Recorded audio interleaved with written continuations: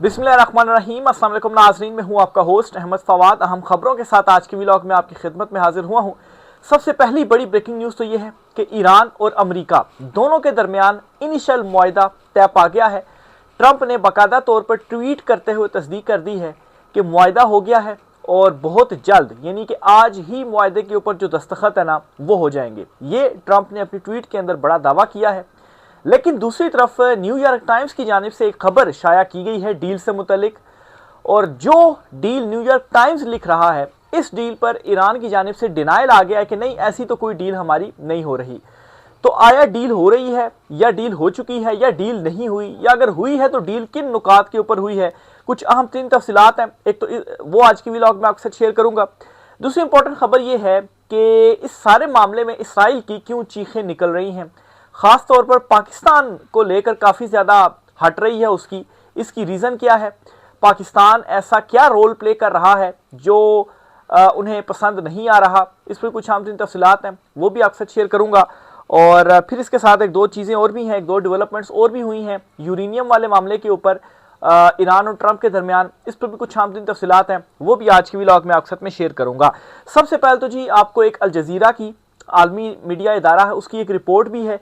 इस रिपोर्ट में ये कहा गया है जी कि ईरान और अमेरिका इन दोनों की जिन नुकात के ऊपर डील तय पाई है वो नुकात क्या हैं। पहले तो वो नुकात आपके सामने रखता हूँ, फिर ट्रंप की स्टेटमेंट, और फिर जो ईरान का डिनाइल है ना, ईरान ने जो इनकार किया है डील से, वो मामला क्या, उसकी तरफ मैं बढ़ता हूँ जी। तो ये जी अल जज़ीरा की जानिब से रिपोर्ट है। अल जज़ीरा के मुताबिक मुबैना यादाश्त मफाहमत की जो चंद तफसीलात हैं वो सामने आई हैं। नंबर 1 तो ये कि लबनान समेत पूरे खिते में जंग का मुकम्मल खात्मा किया जाएगा। यानी कि ईरान ने ये शर्त पहले भी रखी हुई थी और ईरान ने अब भी ये शर्त मनवाई है ट्रंप से कि ऐसा नहीं होगा कि आप सिर्फ हमारे साथ जंग बंदी करेंगे या सीज फायर करेंगे, होगा ये कि जो हमारे इत्तेहादी हैं उनके साथ भी सीज फायर होगा। अगर आप ये मानते हैं, हमारी शर्त को मानते हैं, तो तब ही हम आपके साथ भी सीज फायर करेंगे और आपके जो इत्तेहादी हैं उनके साथ भी सीज फायर करेंगे। मिसाल के तौर पर यूएई इसमें आपका इत्तेहादी था तो हमारा आपके साथ सीज फायर हो गया, लेकिन अगर आप लबनान वाले मामले के ऊपर सीज फायर नहीं करते तो फिर हम भी यूएई के मामले के ऊपर सीज फायर नहीं करेंगे। तो बिल आखिर जी इस मामले के ऊपर ये जो मुफाहमत की यादाश्त है इस पर दस्तखत होने जा रहे हैं।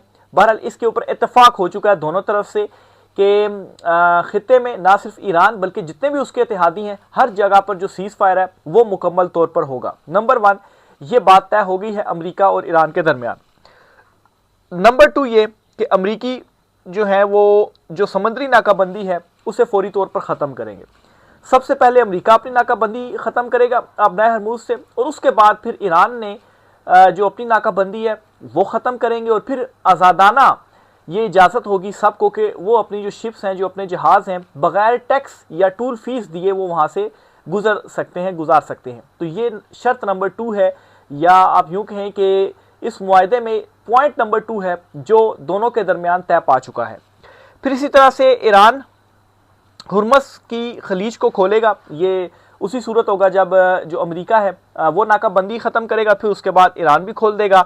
अमेरिकी फ़ौजी दस्ते खिते से निकल जाएंगे। अब ये बहुत ज़्यादा इम्पोर्टेंट मामला है कि अमेरिकी जो दस्ते हैं वो पूरे खिते से निकलेंगे। अब खिते में कहाँ कहाँ पर मौजूद हैं, ख़ास तौर पर यूएई में, यानी कि खिते के अंदर अमेरिका की जो फौजी मौजूदगी है वो तमाम अमेरिका वापस लेगा, और इस पर भी अमेरिका और ईरान के दरमियान एग्रीमेंट जो है वो हो चुका है। जस्ट जो सिग्नेचर है अल जज़ीरा के मुताबिक वो होने हैं, और ये मामला भी ईरान और अमेरिका के दरमियान तय पा गया है। जबकि आखिर में जी जोहरी मामलात को बाद के मरहले में ज़ेरे बहस लाया जाएगा।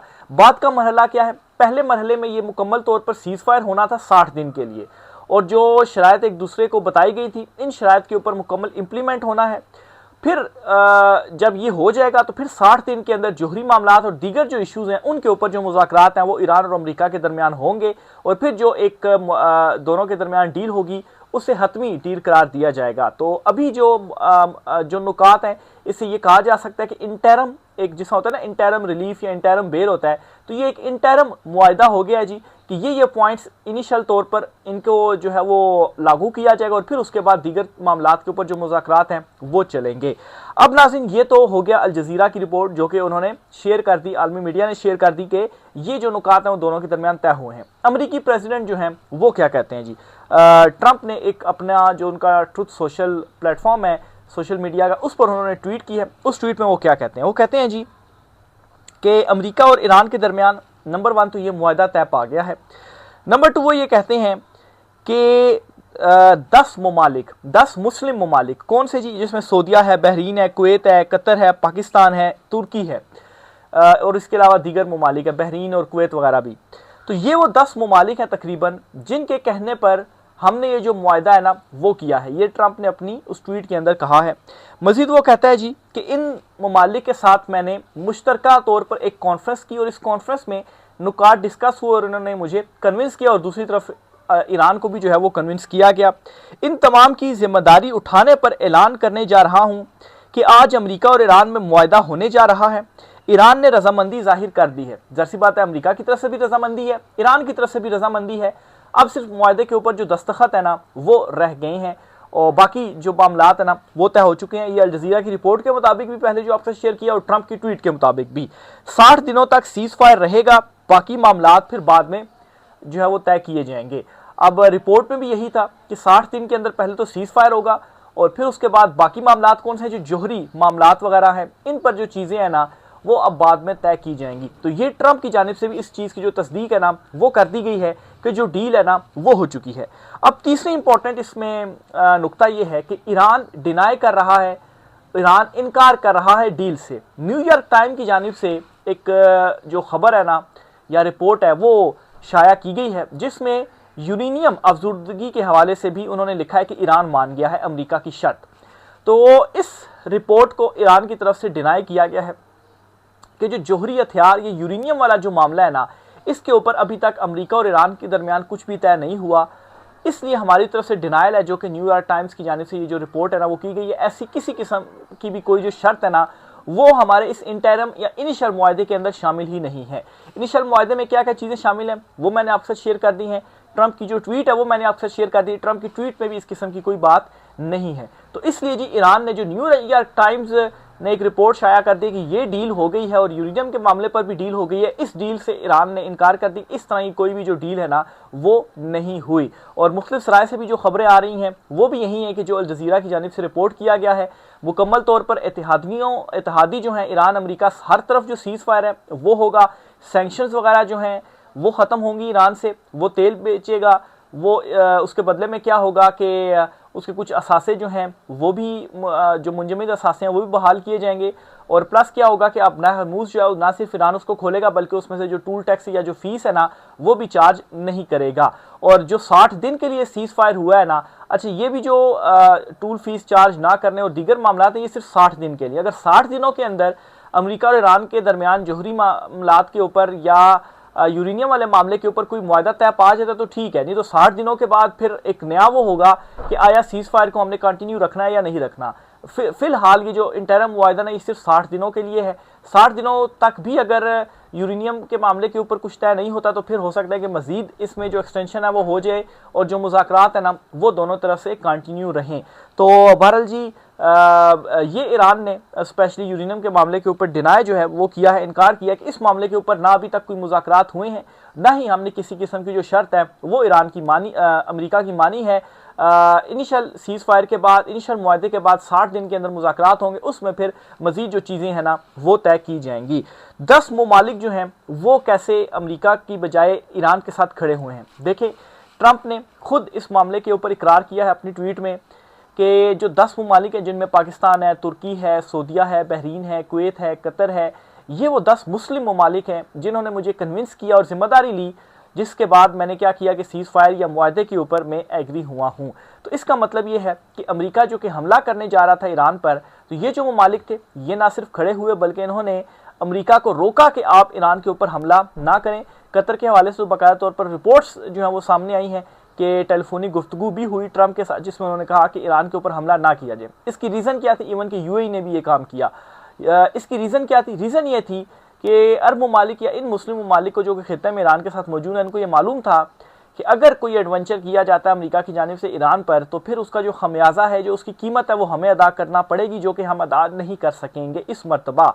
क्योंकि इस मरतबा ईरान के ऊपर हमला होता है तो फिर उसने हमारी तनसीबात और दीगर चीज़ों को जो निशाना बनाया हुआ है ना, वो हम बियर नहीं कर सकेंगे, जो हमें वो नुकसान पहुंचाएगा। तो इसलिए मुसलसल जो कोशिशें थी वो की गई। बाकी पाकिस्तान के हवाले से तो है ही है, पाकिस्तान शुरू दिन से ही एक मुस्बत रोल प्ले कर रहा था, रोक भी रहा था। ये सबसे पहले ईरान और सऊदीया के दरमियान जो मुस्बत रोल प्ले किया गया, ईरान और सऊदीया को आगे आमने सामने जो है वो नहीं आने दिया। फिर ईवन के बाद में जो कतर था उसको भी रियलाइज़ हुआ, ईवन के यूएई जिसने एक एक्सट्रीम पोजीशन ली हुई थी ईरान की, उसे भी रियलाइज़ हुआ, उसने भी पाकिस्तान से फिर बाद में जो राब्ते हैं वो किए हैं। पहले तो उन्होंने अपने जो पैसे तक थे वो वापस लिए, जिसको बड़ी छोटी हरकत भी करार दिया जा रहा है। तो बहरहाल फिर उसके बाद वो भी पाकिस्तान के ही मौक़िफ़ के ऊपर आया कि नहीं, खित्ते में हमने ईरान के साथ ही रहना है, अमेरिका तो हमें प्रोटेक्ट नहीं कर पाया, तो इसलिए ईरान के साथ जो ताल्लुकात है वो बेहतर करने चाहिए। तो अब ये हुआ है जी कि जो मुस्लिम ममालिक हैं वो भी इस सारे मामले में ईरान के साथ खड़े हुए और अमेरिका को कन्विंस करने में, अमेरिका को भी मनाने में इंपॉर्टेंट रोल प्ले किया और फिर ईरान को भी मनाने में इंपॉर्टेंट जो रोल है ना वो प्ले किया गया है। अब नाज़रीन, एक तरफ तो ये सारा मामला हो गया, दूसरी तरफ इसराइल जो है वो बिल्कुल इससे खुश नहीं है, ख़ास तौर पर पाकिस्तान से। ज़ाहिर सी बात है उसको कैसे पाकिस्तान का जो रोल है वो पसंद आ सकता है। जो पाकिस्तान ने ये जंग बंदी के हवाले से रोल प्ले किया, वो तो चाहता था जो जंग है वो हो। उसकी कुछ जो एग्जांपल्स है ना वो भी आपके साथ में शेयर करता हूँ जी। ये कुछ लॉबिस्ट हैं या अमेरिका में जो तगड़ी लॉबी मौजूद है ना, जो जिन्होंने ट्रंप को भी कन्विंस किया और अभी भी वो ट्रंप को कह रहे हैं कि नहीं, आपने ये मुआहदा करके गलत किया, आपको हमला करना चाहिए था, उनकी जानिब से रद्द अमल सामने आ रहा है। और ये रद्द अमल जी आप यूँ समझें कि चीखें निकल रही हैं कि आखिर उनको इतनी बड़ी जो नाकामी है वो इसमें हुई है। इससे पहले भी उन्होंने कोशिशें की हैं ईरान पर हमला करवाने की, लेकिन अमरीकी जो साबिक सदूर थे मुख्तलिफ, उन्होंने तो नहीं मानी बात। लेकिन ट्रंप जो था वो शायद बेवकूफ़ बना और उसने ये बात मान ली, लेकिन बाद में उसको रियलाइज़ हुआ कि नहीं, मुझे ऐसा नहीं करना चाहिए था।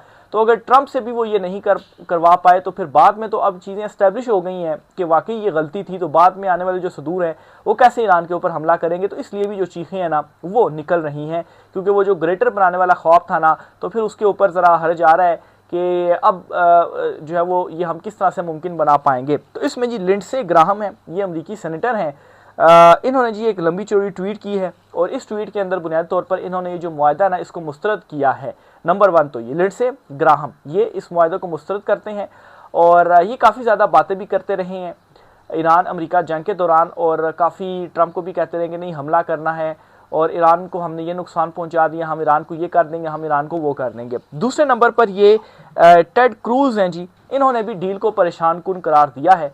ये कहते हैं कि जो डील है ना वो परेशान कुन है। तो ये सारे वो लोग हैं जिनके वाले से ख्याल किया जाता है जी कि जो तगड़ी लॉबी है ना अमेरिका की में ग्रेटर की, ये उस लॉबी का हिस्सा है जो कि ट्रंप के करीब रहकर उसको करते रहे हैं जी कि नहीं, आपने जो हमला है ना वो करना है।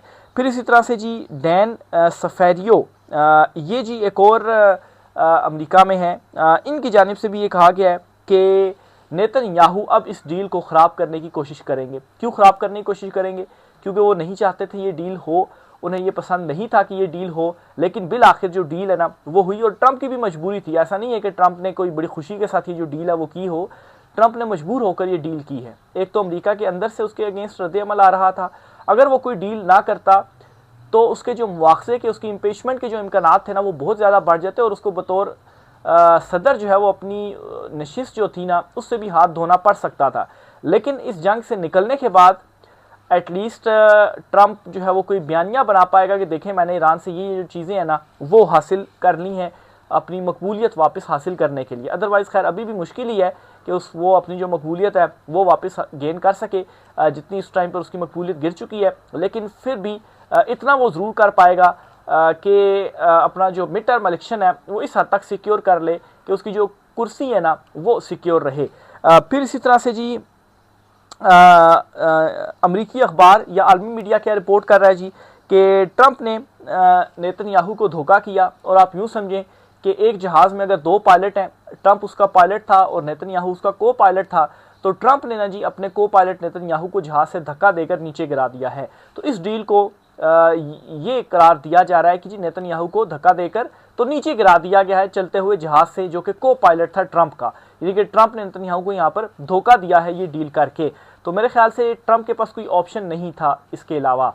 पिछले दिनों ये भी रिपोर्ट्स आई जी कि एक फ़ोन कॉल हुई, उस फ़ोन कॉल में भी काफ़ी गर्मा गर्मी हुई और फिर उसके बाद ट्रंप ने ये भी स्टेटमेंट दी कि जो कुछ मैं कहूँगा नेतन्याहू वही करेगा। तो ये नौबत क्यों आई ये बातें कहने की? बुनियादी तौर पर जो मैं पहले भी बता चुका हूँ कि ट्रंप मजबूर हो गया था, उसके पास अब कोई और ऑप्शन नहीं बचा था। अगर वो हमला करता, हमला करने की सूरत में अगर उसके पास कोई चांसेस थे ना वापसी के, तो वो चांसेस भी उसके पास खत्म हो जाते। इवन कि अमेरिकी जो फौज है ना, जो पेंटागन है, वो भी ट्रंप को कह रही थी कि नहीं अब ये बेवकूफ़ी नहीं करनी दोबारा हमला करने की।